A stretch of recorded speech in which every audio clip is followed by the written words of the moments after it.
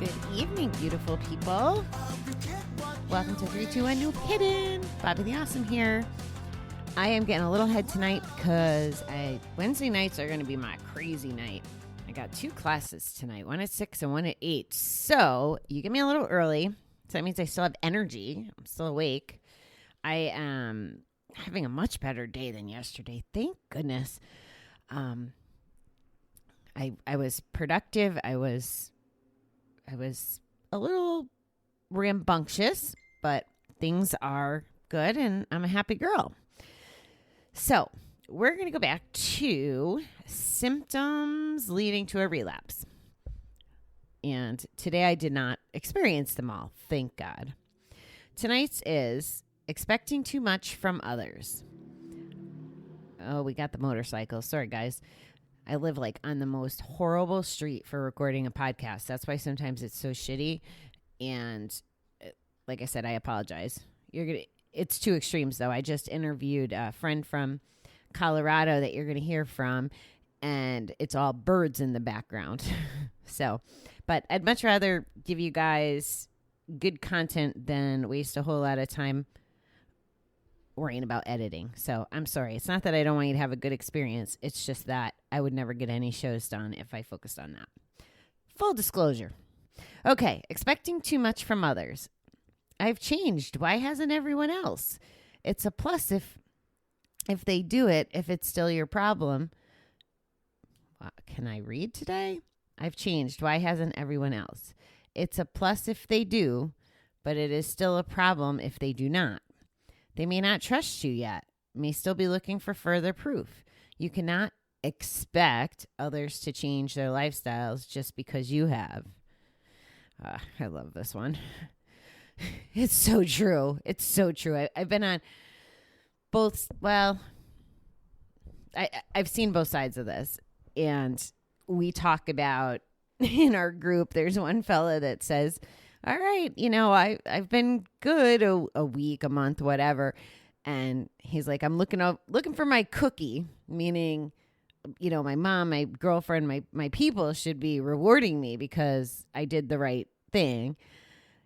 Another one, I think you guys, he may have said it on the show, but Chuck, when he got out of treatment, in hindsight, that first month he came out very, entitled, I guess. And he'd be like, yeah, I want people to throw a parade for me. So it's very common that we experience this. And it's so challenging to not have expectations. I think it's just in our core. And the interesting thing about recovery and our process, and I compare this to divorce, and I may have chatted about it prior, but where we are, where we're at.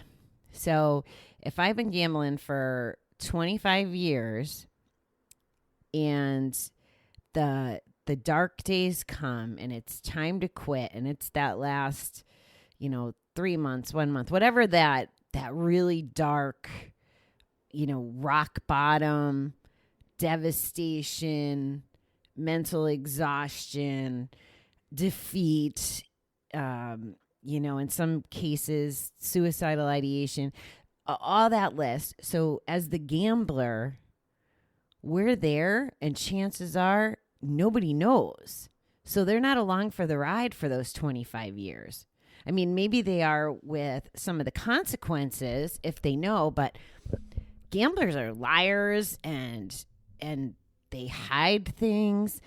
So it only makes sense that when we do something good or we stop betting and we start healing, that the people in our lives that are impacted, they haven't been on that journey 25 years. They didn't go through that dark stuff, that 6-month period, that 3-month period, that week period, whatever all that dark stuff is. They didn't go through that. They just start when you finally come out. So, which is another reason why I believe in this, transparency stuff, so that they can begin their healing, and not dragging it out. Like if you're going to fess up, just come clean and tell it all. They shouldn't be dragging through the mud their feelings for, months or years as the secrets and the lies unfold and trickle out. It's not fair to them. It's not fair to them what we do in the first place by gambling and creating all that devastation. It's even less fair when we expect them to heal or trust us or whatever on our timeline. Expectations is just it's such a struggle. And I think that probably all of us do it. I know that I've gone through the cycles with my brother, and it's so true. Like the symptom of a relapse, it does lead to it every freaking time with him. And by relapse, I mean of his complete full-blown addictive behavior. I don't actually know when he's using or not using. I know I call it doing good and doing bad. And when he's doing good, he thinks we all should forget about the bad. And I hate to put good and bad labels on it. I just don't have an extensive vocabulary on this.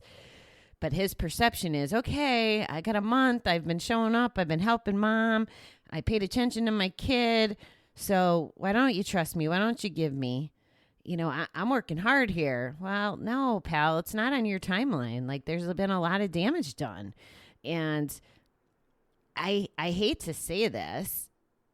I know I felt it, though, and people in your lives may have felt it, that we are expecting them to fail. Like, I don't expect him to do the right thing for a long time. I just expect him to be on the highs of, okay, I'm doing well, and then back to the same cycles. He hasn't proven me wrong yet, so why wouldn't I expect that? And there we go. I have expectations too, as the person in the other person's world, where I don't know if you guys have that exposure to dealing with someone who acts like us. It's a challenge. It's a challenge. So if you don't, then just trust me on that when we act that way, the people receiving our behavior have to put up with that. And it's just it's not fair of us to expect. So it makes a lot of sense that the emotions that come with people not treating us the way we think we should be treated, trust, respect, whatever that is, that could lead to frustration. And I could see how, well, if you're not going to believe me anyway, or you're not going to trust me, or you're not going to throw me the parade, you're not going to give me the cookie, why don't I just go place a bet? Why don't I go do something else? And I think that's why this message is on the back of the card. So that's what I got for today. I hope you beautiful people have an amazing evening. I'm going to go try to get smarter. I will talk to you tomorrow.